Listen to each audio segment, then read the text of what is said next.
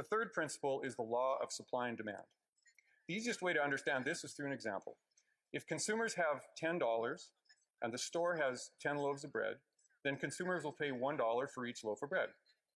Now, if the government suddenly gives consumers an extra $10, but the amount of bread doesn't increase, now people are going to pay $2 for each loaf of bread. That's inflation. The loaf of bread goes from costing $1 to $2. And that's exactly what's happening in our country right now.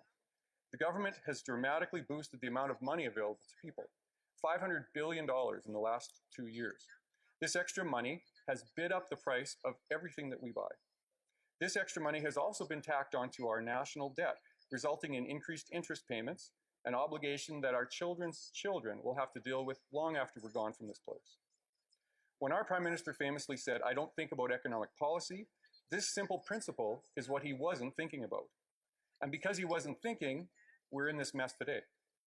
And I will once again remind everyone, Mr. Speaker, that our leader does understand these principles and is committed to running government according to them. So what would it look like if Conservatives were in charge right now?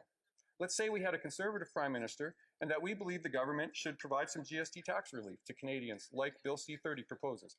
How would we implement something like this? Well, first, we would understand that money is finite and that we can't go to a magic money tree to implement this bill. We would task our government to find savings somewhere else to pay for this new program.